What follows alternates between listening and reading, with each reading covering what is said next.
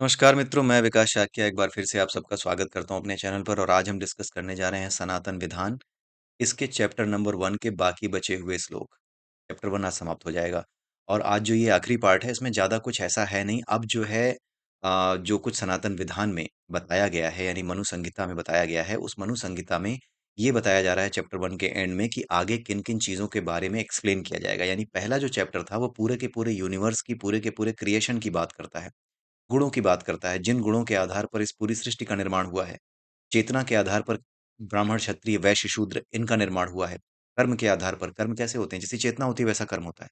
जैसी आपकी कॉन्शियसनेस होगी वैसे ही आपके कर्म होंगे। तो कॉन्शियसनेस के लेवल के अकॉर्डिंग ही ब्राह्मण, क्षत्रिय, वैश्य और शूद्र का निर्माण होता है। उनको उसी तरीके से ब्राह्मण, क्षत्रिय, वैश्य और शूद्र कहा जाता है। इनका रिलेशन किसी के जन्म से नहीं है। कहीं नहीं मिलेगा आपको कि जन्म के आधार पर इसका निर्धारण होता हो।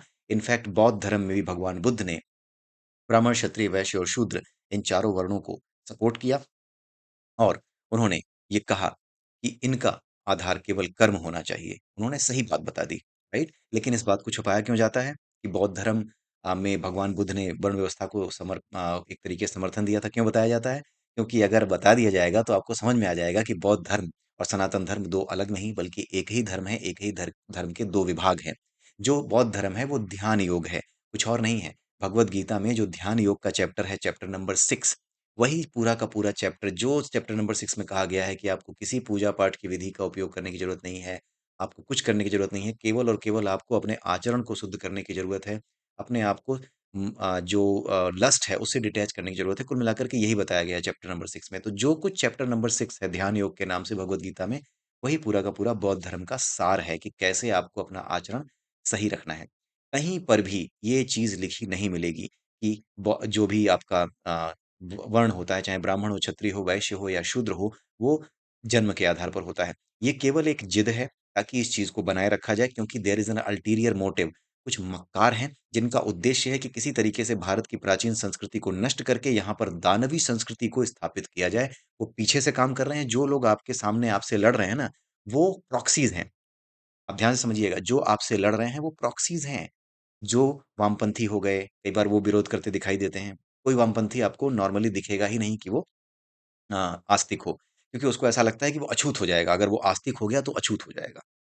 ये लोग कहते हैं कि तुम जो है अंधविश्वासी हो, लेकिन इन लोगों को मंदिर से प्रसाद लाके दो, तो ये कहते हैं नहीं, नहीं हम नहीं खाएँगे, ऐसा लगता है जैसे पता नहीं क्या हो जाएगा, मर-मरा जाएँगे, जल-जला जाएँगे उससे।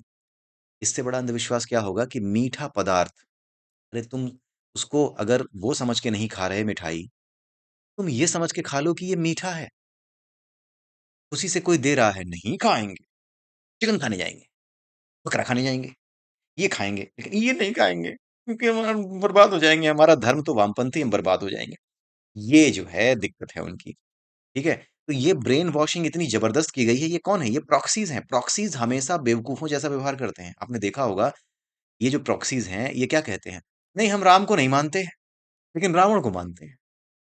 नहीं, हम दुर्गा जी को नहीं मानते, लेकिन महिषासुर को मानते हैं। चचा लगते थे हमारे। ये जो चीज़ें हैं, ये मक्कारी ब्रेन वॉश का सबूत होती हैं और ये ब्रेन वॉशिंग क्या होती है? प्रॉक्सी होती है। जो ब्रेन वॉश लोग होते हैं ये प्रॉक्सी हैं। असली मक्कार पीछे बैठे हैं। वो बिल्कुल सामने देख रहे हैं अपने कि हाँ, ये देखो अब हमारा काम आगे बढ़ता जा रहा है। एक दिन जो है इस पूरे भारत पे हमारा कब्ज़ा होगा, जीत लेंगे। और जो हमारे लिए कहा गया है ना कि हमारे कब्ज़ा होगा भारत पे, वो सत्य है। उनको पूरा विश्वास इसीलिए होता है क्योंकि हम बेवकूफ़ों की तरह आपस में लड़ते हैं, अपने आप को ब्रेन वॉश कर चुके हैं। लोग ब्रेन वॉश हो चुके हैं।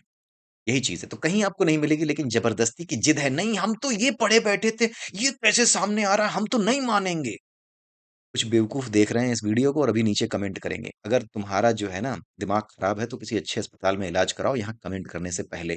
कोई बात यहाँ पर ऐसी नहीं बताई जा रही है जो गलत हो। किसी भी बात को गलत साबित नहीं कर पाओगे और ना ही अपनी इसके विरोध में कोई तर्क तुम ला कर के रख सकते हो। इसीलिए यहाँ पर जो कमेंट डालते हैं वो इतने मूर्ख होते हैं कि वो ऑफ टॉपिक कमेंट डालते हैं क्योंकि इन बातों को वो गलत कह ही नहीं पाते। इसीलिए वो ऑफ टॉपिक कमेंट डालते हैं। टॉपिक चल रहा है मनुस्मृति, बताएँगे कैन यू एक्सप्लेन सोडी फैज़ान नियम? अबे यहाँ पे मनुस्मृति की बात हो रही है, तुम्हारे सौडी फैज़ान नियम की बात करनी है, तुम जाकर के अपने साइंस की किताब में देखो। यहाँ पर जो बात बताई गई है केवल उसी पे कमेंट करो, उसी चीज़ पर बताओ यहाँ पे ये आप गलत बोल रहे हो। उसी चीज़ के बारे में बात करो कि हाँ, यहाँ गलत बोल रहे हो, मुझे ये समझ में नहीं आई। ऑफ टॉपिक मत जाओ, ज़्यादा होशियारी नहीं दिखाओ, तुम्हारी ये होशियारी ज़्यादा दिन नहीं चलने वाली है। ये चैनल और इसी तरीके के कई चैनल जो सनातन धर्म की सेवा कर रहे हैं, तुम्हें एक दिन पागल करके छोड़ेंगे। कमेंट लिखो, लिखो, लिखो, लिखो। कमेंट लिखने जा रहे हो ना? लिखो, लिखो। तो तुम्हारे पास यही एक चीज़ रह गई है, बकवास लिखना, तू तड़ाक करना। तुम्हारे बाप की उम्र का हूँ मैं। तुम अभी जितनी तुम्हारी कमर नहीं है ना, उससे ज़्यादा तुम्हारा हमारी उम्र हो चुकी है। ठीक है? इसलिए तमीज़ में लिखना, नहीं उठा करके फेंक दूँगा ये जो है चैनल से। ठीक है? कमेंट नहीं दोबारा कर पाओगे। तुम चाहे कितना भी सिर मार लो, ये चैनल चलेगा और इस चैनल पे जो बातें कही जानी है वो कही जाएंगी और ये समाज में फैलेंगी भी, क्योंकि ये सत्य है। सत्य को फैलने से एक सीमा से ज्यादा रोका नहीं जा सकता। तो कितना भी मिमियाओ, कितना भी घिघियाओ, तुम्हें एक तरीके से पागलपन की स्थिति तक लाकर हम छोड़ेंगे, क्योंकि कुछ गलत यहाँ नहीं बताया जाएगा। ठीक है, अब आगे देखते हैं। 111वें से लेकर के 118वें या 19वें या आई थिंक 120वां श्लोक तक है यहाँ पे पूरे चैप्टर में। उसके बाद अगला चैप्टर शुरू होगा। तो अब बाकी के बचे श्लोकों में ये बता रहे हैं मनु कि इस धर्मशास्त्र में कि क्या बातें बताई जाएंगी, आने वाले विषय कौन से हैं जिनके बारे में हम बात करेंगे, उसकी एक समरी दे रहे हैं। ठीक है, तो बहुत कुछ इसमें नहीं है, क्योंकि हम कवर कर रहे हैं हर एक श्लोक, इसलिए इस वीडियो को भी मैं बना रहा हूँ।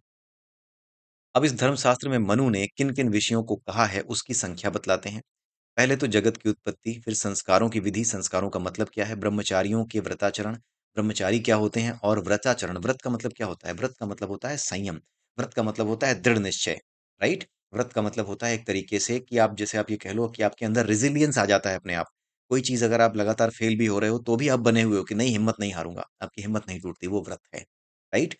गुरु वंदन, गुरु वंदन का क्या मतलब है, जो बड़ा है, जो आपको सही रास्ता दिखा रहा है उसका वंदन। वंदन की पूजा करने का क्या अर्थ है? पूजा करने का अर्थ ये नहीं है कि कहीं आप पाखंड कर रहे हो। वंदना करने का अर्थ है, उसकी पूजा करने का अर्थ है गुरु वंदन का, कि आप जो है उसकी जो एनर्जी है उसको अपने भीतर आत्मसात कर रहे हो। जैसे किसी आदमी को आप अपना वो बना लेते हो, आइडियल बना लेते हो, वो क्या है, वो गुरु वंदन है। एक तरीके से आप उसको गुरु बना लेते हो और उसकी तरह ही, जैसे कुछ लोग सचिन तेंदुलकर को पसंद करते हैं, सचिन तेंदुलकर की बैटिंग बड़ी अच्छी लगती है उनको, राइट। तो उन्होंने क्या किया, अपने आप को सचिन तेंदुलकर जैसा ही बनाने का प्रयास किया, यानी अपनी बैटिंग स्टाइल में भी सचिन की तरह ही स्ट्रोक लगाने शुरू किए।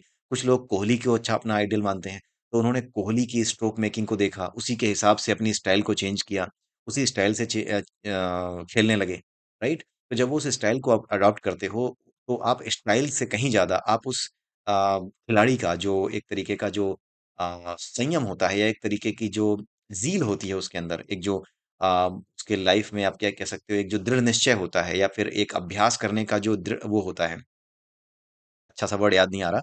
अभ्यास करने का, आप ये कह लो कि लगातार अभ्यास करके उसने अपने आप को जिस तरीके से सिद्ध किया होता है, उस सिद्ध की ओर आप भी जा रहे होते हो, राइट? तो आप उसकी स्टाइल से कहीं ज़्यादा आप उसके कैरेक्टर से प्रभावित होते हो।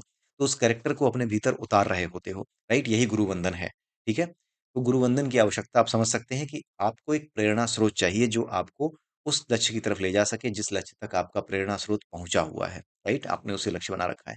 उपासना, ये सारी चीज़ें बताई जाएँगी, उपासना क्या है? स्नान विधि, नहाने जैसी चीज़ भी एक विधि के रूप में यहाँ ली जाती है। स्त्री गमन, राइट? विवाहों के लक्षण, महायज्ञ, यानी विवाह किस तरीके के होते हैं, फिर महायज्ञ क्या होता है, वैश्वे वैश्व देवादि क्या है, श्राद्ध विधि यानी श्राद्ध कैसे किए जाते हैं, श्राद्ध का मतलब क्या है, सारी चीज़ें इसमें बताई जाएँगी। जीवनोपाय, गृहस्थ के व्रत नियम, जीवन के क्या उपाय हैं, जीवन जीने के क्या नियम हैं, गृहस्थ के क्या नियम हैं, खाने और ना खाने का विचार, या कौन सी चीज़ खाई जाए, कौन सी चीज़ ना खाई जाए, कौन सी चीज़ जो है अच्छी है, कौन सी चीज़ बुरी है, अशौच निर्णय यानी कौन सी चीज़ बुरी है, कौन सी चीज़ नहीं करनी चाहिए, द्रव्य शुद्धि यानी जो भी चीज़ आप लेते हो उसको द्रव्य कहते हैं, संसार में जो कुछ है वो द्रव्य है, राइट? मैटर है, मैटर को ही हिंदी में द्रव्य कहते हैं, कुछ और नहीं है। द्रव्य में समझो कि पता नहीं क्या तो आ गया, सनातन पता नहीं क्या तो हिंदुओं का कौन सा दो वर्ड आ गया। कुछ लोग इसी तरीके से जो है बेवकूफों की तरह घूमते रहते हैं, क्योंकि उनको मतलब ही नहीं पता। ऐसे तंत्र के बारे में सोचते हैं, और ये तंत्र मंत्र, जबकि तंत्र का मतलब होता है सिस्टम। जो सिस्टम आप देखते हो, तंत्र परिसंचरण तंत्र आपने पढ़ा होगा, श्वसन तंत्र पढ़ा होगा, राइट? आपने पाचन तंत्र पढ़ा होगा। पाचन तंत्र को अंग्रेजी में डाइजेस्टिव सिस्टम कहते हैं, यानी पूरी मॉडस ऑपरेंडी को एक्सप्लेन करने वाली जो साइंस है उसी को सिस्टम कहते हैं। लेकिन ये तंत्र के नाम से, अरे तंत्र मंत्र में गुलझे रहते हैं, पता नहीं कितने जो है नास्तिक लोग, वो कैसे लोग हैं, ये जो है पाखंडी लोग हैं, उनको पता ही नहीं है कुछ, लेकिन उनको बकवास करनी है, क्योंकि मुंह खुला है, दिमाग बंद है। मुंह खुला होना सबसे बड़ी समस्या है, दिमाग बंद होना उससे बड़ी समस्या है। लेकिन ये समाज के शत्रुओं की सबसे बड़ी समस्या है, और ये हमारी सबसे बड़ी समस्या हो गई। इसीलिए एक इंजीनियर होने के बावजूद भी, मैं कंप्यूटर इंजीनियर हूँ, ठीक है? लेटेस्ट टेक्नोलॉजीज़ पे काम कर रहा हूँ, लेकिन इसके बावजूद भी समाज के प्रति जो कर्तव्य है उसकी तरफ मुझे आना पड़ रहा है, क्योंकि इन बेवकूफ़ों को देख-देख करके ना मुझे ऐसा लगता है कि कहीं न कहीं इस ये जो हमारा कर्तव्य बनता है, ये हमारा धर्म बनता है कि हम इस काम को करें, इस बुरे विचार को, इस जो बुरी विचारधारा है इसको हराने का काम करें। इसे हराना ज़रूरी है, अन्यथा ये पूरे देश को नष्ट कर देंगे। दुनिया तो आपस में लड़ ही रही है, भारत जो बचा हुआ है लड़ाई-बड़ाई की वजह से, उसका कारण सिर्फ़ एक है कि यहाँ पर सनातन धर्म है। जहाँ पर सनातन नहीं है, वहीं पर मुसीबत आपको दिखेगी पूरी दुनिया में। इसलिए जहाँ सनातन ना हो, वहाँ सावधान रहिएगा, वहाँ मुसीबत रहेगी। सनातन धर्म केवल और केवल अंत में तभी आता है, तभी संकट में आता है और तभी ये लड़ाई करता है। लड़ाई करता है असल में, ये युद्ध करता है, अपने अस्तित्व की संसार के अस्तित्व को बचाने की के लिए युद्ध करता है और उस समय लगता है कि हाँ, इस पर भी संकट आया है। जैसे पांडव जब युद्ध कर रहे थे, तो लग रहा था इन पे संकट आया है, लेकिन वो तो समस्या को जड़ से उखाड़ने गए थे। तो जो हमारा सनातन धर्म है, वो समस्या को जड़ से उखाड़ने का काम करता है। अंत में। इसीलिए अभी आप देख रहे हैं सारे संसार में इधर-उधर आग लगी हुई है, लेकिन सबसे आखिरी चरण में ये जो तीसरा विश्व युद्ध चल रहा है, हाँ, ये तीसरा विश्व युद्ध ही है। जब इतिहास लिखा जाएगा ना, तो ये तीसरे विश्व युद्ध में काउंट किया जाएगा। इस तीसरे विश्व युद्ध में आखिरी चरण में ही भारत प्रवेश करेगा और वही आखिरी चरण होगा। और उसी के बाद ये युद्ध और उसी के बाद जितनी भी आसुरी शक्तियाँ हैं, वो पराजित होंगी, उनका पराभव होगा, उनके जितने भी विचारधाराएँ हैं, उनकी जो भी फिलॉसफी है, वो पूरी तरीके से हार जाएगी। ठीक है? उनकी पराजय निश्चित है, इसमें कोई दो राय मत रखिएगा, इसमें कोई डाउट मत रखिएगा। लेकिन आपको अपना कर्तव्य निभाना होगा, हम सबको अपना कर्तव्य निभाना होगा। यहाँ पे बाकी सारी बताई जा रही हैं तप, मोक्ष, संन्यास, धर्म, राजाओं के संपूर्ण धर्म कार्यों का निर्णय, साखी गवाहियों से प्रश्न विधि, किस तरीके से गवाहों से प्रश्न करने हैं, ठीक है? साक्षी लोगों से किस तरह से प्रश्न करने हैं, जिसने कहा कि मैं साक्षी हूँ, उससे किस प्रकार के प्रश्न पूछे जाने चाहिए। स्त्री-पुरुषों के धर्म, स्त्री का क्या धर्म है, पुरुष का क्या धर्म है, हिस्सा बाँट यानी कि जायदाद को कैसे हिस्से में बाँटा जाए, जुआरी चोरों का शुद्धिकरण, जुआरियों और चोरों को किस तरीके से शुद्ध किया जाए ताकि वो सही मार्ग पे चल सकें। ये सारी चीज़ें यहाँ पर बताई गई हैं। वैश्य और शूद्रों के धर्मानुष्ठान का प्रकार, वैश्य और शूद्र किस प्रकार से अपने कर्म करें, वर्ण संकर क्या होते हैं, किस प्रकार से ये बनते हैं, वर्ण संकरों की उत्पत्ति। देखिए, वर्ण व्यवस्था कभी जन्म के आधार पे नहीं होती, ये वर्ण संकर के कॉन्सेप्ट से क्लियर हो जाता है। क्योंकि वर्ण व्यवस्था अगर जन्म से होती, एक बार अगर वर्ण चिपक जाता तो वर्ण संकर का कॉन्सेप्ट कभी भी डिस्कस होता ही। अगर वर्ण संकर का कॉन्सेप्ट डिस्कस हो रहा है तो इसी से ही समझ जाना चाहिए कि वर्ण जन्म से नहीं होता। वर्ण संकर की बात अगर हो रही है तो वर्ण जन्म से अगर होता तो वर्ण संकर की बात ही नहीं होती, क्योंकि जन्म से ही अगर वर्ण चिपक जाता तो फिर तो जीवन भर आप एक ही वर्ण के रहते। फिर संकरता कहाँ से आती? यानी वर्ण संकर का मतलब समझते हैं, मिक्स हो जाना, मिक्सिंग हो जाना। तो ये नहीं आती। मिक्सिंग कब पॉसिबल है? तभी पॉसिबल है जब ये डायनामिक हो, और वर्ण डायनामिक ही हैं, ये चेतना के आधार पर ही बदलते-बिगड़ते हैं। लेकिन वर्ण संकर और वर्ण दोनों बातें करने के बावजूद भी, दोनों बातें होने के बावजूद भी इतने बड़े-बड़े मूर्खाधिराज मौजूद हैं कि वो कहते हैं नहीं, नहीं हम तो यही मानेंगे कि वर्ण जो है धर्म जन्म से होता है, नहीं तो फिर हमारा एजेंडा कैसे चलेगा? ये बेवकूफ़ों की जो मक्कारी है ना, इससे बड़ी परेशानी होती है समाज को, ठीक है? इसीलिए इस ख़ास करके इस सीरीज़ में जो भी मनुस्मृति बना रहा हूँ, उसमें मैं बहुत अग्रेसिव रहता हूँ। आपने देखा होगा मैं अग्रेसिव रहता हूँ, लेकिन ये अग्रेशन उनको दिखाना है मुझे, कि मक्कारी कर रहे हैं, ठीक है? साफ बताया गया है कि जो बात गलत होगी, उसे किसी तरीके से मनुस्मृति में स्वीकार नहीं किया जाएगा। मैं क्या स्वीकार नहीं करूँगा, पहले ही अस्वीकार किया जा चुका है। मनुस्मृति के बाद याज्ञवल्क्य स्मृति आई थी। मनुस्मृति में जो कमियाँ थी, उसको याज्ञवल्क्य स्मृति में दूर किया गया। जो कमियाँ याज्ञवल्क्य स्मृति में आईं, उनको नारद स्मृति में दूर किया गया, और नारद स्मृति में जो कमियाँ थीं, वो अंत में देवल स्मृति में दूर की गईं। तो स्मृति संविधान है समाज का, जो बदलते समाज के साथ अपने आप को बदलती रहती हैं। संविधान हमेशा समाज के हिसाब से बदलता है। हमारा भारत का जो संविधान है, उसमें 100 से ज़्यादा बार चेंज हो चुके हैं। क्यों हो चुके हैं? क्योंकि जैसे-जैसे समाज बदल रहा है, जैसे-जैसे अपराध के तरीके बदल रहे हैं, जैसे-जैसे नई चीज़ें आ रही हैं, वैसे-वैसे नए कानून चाहिए। उसके आधार पर संविधान में संशोधन हो रहा है ताकि नए कानून बनाने का रास्ता साफ हो सके। ठीक है? तो ये सारी चीज़ें यहाँ पे बताई गई हैं। वर्ण संकरों की उत्पत्ति कैसे होती है, कैसे वर्ण संकर बनते हैं, वर्णों का आबद्ध धर्म क्या है और प्रायश्चित विधि क्या है, ठीक है? मतलब जो वर्ण में होने के बावजूद भी जो गलत काम कर गए, एक जो है ब्राह्मण था या जो एक क्षत्रिय था, उसने अपने आप को उस चेतना तक उठा लिया था कि वो क्षत्रिय है, या फिर अपनी चेतना को उसी में बनाए रखा था कि मैं क्षत्रिय यहाँ पैदा हुआ, तो क्षत्रिय की तरह अपनी चेतना को बनाए रखूँगा। राइट? और उसके आगे ब्राह्मण की चेतना तक बढ़ूँगा। हर किसी को ब्राह्मण तक ही जाना है, चाहे वो शूद्र हो, चाहे वैश्य हो। ब्राह्मण वो नहीं जो जन्म से आया हुआ हो। ब्राह्मण वो होता है जिसकी चेतना उस ब्रह्म का, उस सुप्रीम एनर्जी का एक्सपीरियंस अपने भीतर कर सकती है, वही ब्राह्मण होता है। हर किसी को उधर ही जाना है, लेकिन लोग क्या करते हैं, एक गलत धारणा फैला दी है, और इस गलत धारणा की वजह से लोग आगे बढ़ने से वंचित भी हैं और समाज नष्ट भी हो रहा है। ये चीज़ हो रही है। उत्तम, अधम, मध्यम उत्तम, मध्यम, अधम, इन 3 प्रकार के कर्मों से देह गति का निर्णय, यानी अगर कैसे काम करोगे तो किस प्रकार की देह मिलेगी, मोक्ष का स्वरूप क्या है, कर्मों का गुण दोष क्या है, देश, धर्म, जाति का धर्म, कुल का धर्म, जो परंपरा से चला आता है, ये सब क्या है? पाखंडियों के कर्म, जो पाखंडी हैं, वो किस प्रकार के कर्म करते हैं, यानी पाखंडियों के बारे में भी अलग से बताया गया है। कभी-कभी किसी चीज़ को ठीक से पढ़ लेना चाहिए, बिना पढ़े बकवास नहीं करनी चाहिए। ये जो कमेंट करने आते हैं, ये वो लोग हैं, हमारे चैनल पे जो कमेंट करने आते हैं, ये वो लोग हैं, जो कि अपने कोर्स की किताबें पढ़ने के लिए कोचिंग सेंटर जाते हैं। ठीक है, 25-25 हज़ार रुपए देकर के पूरा कोर्स पूरा करते हैं अपना, समझने के लिए, अपने कोर्स की किताबें जहाँ साफ लिखा हो उसको समझने के लिए भी उन्हें किसी की ज़रूरत पड़ती है। लेकिन ये चीज़ें बिना पढ़े ही ज्ञानी हो जाते हैं। हम सब जानते हैं। अरे! तुम्हारी ऐसी की तैसी तुम सब जानते हो। गढ़, वैश्य आदि के द धर्म इस शास्त्र में भगवान मनु ने कहा है। ठीक है? आगे देखते हैं जिस प्रकार मनु ने पूर्व काल में मैंने पूछा, तब उन्होंने इस शास्त्र का उपदेश दिया था, उसी प्रकार अब मुझसे सुनिए। तो जो गुरु मनुस्मृति के बारे में, मनु के बारे में बता रहे हैं, मनु की बात बताई हुई बातों को बता रहे हैं, उन्हीं बातों को अब वो कहने जा रहे हैं। तो इस तरीके से पहला जो चैप्टर है यहाँ पर समाप्त होता है 119वें श्लोक के साथ। अब इसके बाद दूसरा चैप्टर जो मनुस्मृति का है, धर्म का लक्षण जिसमें बताया जाएगा, धर्म क्या है, उसके लक्षण क्या हैं?